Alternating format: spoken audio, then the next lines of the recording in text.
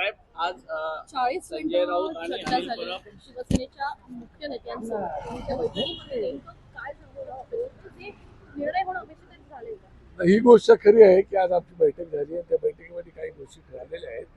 त्याप्रमाणे पुन्हा आम्ही आता बसणार आहोत आणि मला वाटतं की तुम्हाला बातमी लवकरात लवकर आम्हाला वाटतं. युतीच्या अधिकृत घोषणेची वाट कार्यकर्त्यांपासून पदाधिकारीपर्यंत करत आहेत कारण त्यांना स्पष्टता हवी आहे. कधीपर्यंत घोषणा होऊ शकते? कार्यकर्ते पदाधिकारी करतात, आम्ही वाट पाहतो पण तुम्ही वाट पाहता.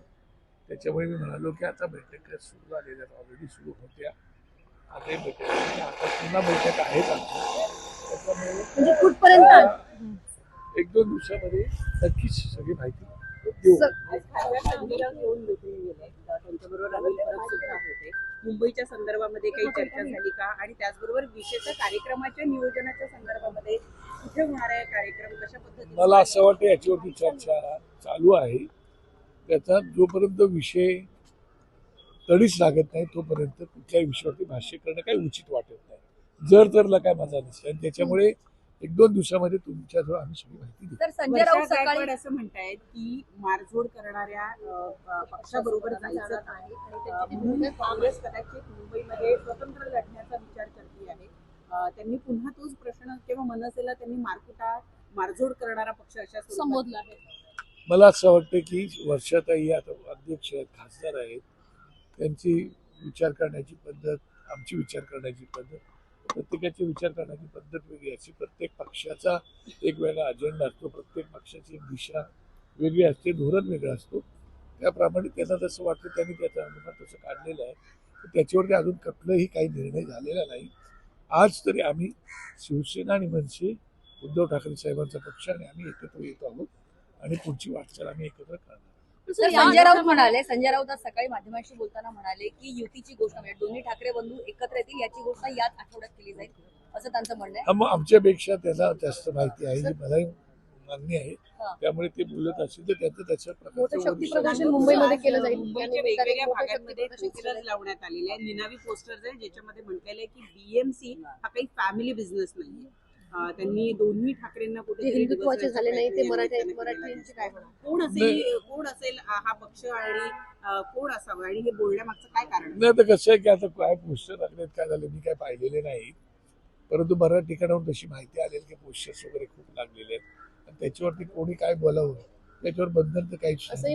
प्रत्येकाला मोकळी काय बोलायला. असंही म्हटलं आहे की मुंबईकर जागा हो, एका कुटुंबाच्या नादी लागू नको. हा माझं तेच म्हणणं आहे की जे पोस्टर्स लागलेले आहेत त्या पोस्टर्सवरती जेव्हा एखादा पोस्ट येतो त्या पोस्टरवरती इतर लोकांची पण त्याच्यावर कमेंट्स येतच असतात.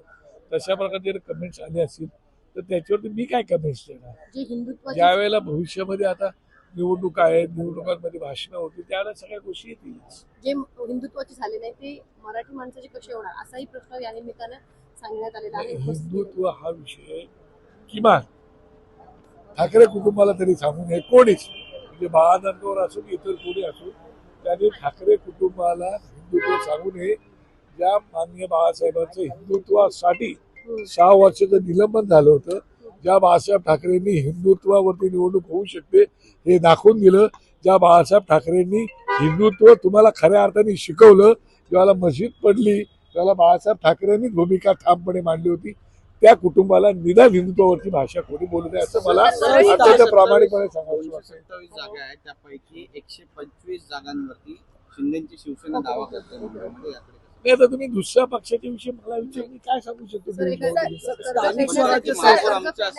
आता या निवडणुकीसाठी शिवसेना आणि मनसेचं हे गणित सुटलंय का? नेमकं गणित सुटलंय का हो की नाही? गणित जागा वाटपांचं गणित सुटलंय का? नाही काही नाही, व्यवस्थित चालू आहे. सुटलंय का? गणित सुटणार हो, कुठल्याही गणित सोडण्यासाठी असतं ना. तर मुंबई महानगरपालिकेचं नेतृत्व आदित्य ठाकरे स्वतः करणार आहेत तर मनसेकडनं सुद्धा काय अमित ठाकरे यांच्याकडे. मला असं वाटतं की आमचे सर्व सभा सन्माननीय राज ठाकरे साहेब आहेत आणि त्यांचे चिरंजीवच अमित ठाकरे आहेत आणि पक्षाचा सगळा निर्णय जो असतो अंतिम निर्णय राज ठाकरे घेत असतात आणि तो आम्हाला सगळ्यांना सोबत घेऊन बसून निर्णय. पण सर मनसेच्या त्या भूमिकेचं काय सदोष मतदार यादी जोपर्यंत बनत नाही तोपर्यंत निवडणुका घेऊ नका अशी एक मनसेची भूमिका होती, विरोधकांची पण भूमिका होती.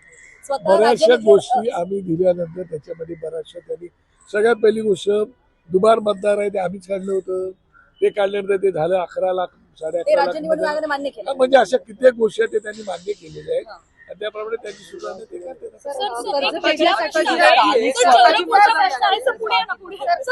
मध्ये कर्ज फेडण्यासाठी एका शेतकऱ्याने स्वतःची किडनी विकली. सावकारांनी त्याला किडनी विकायला लावली.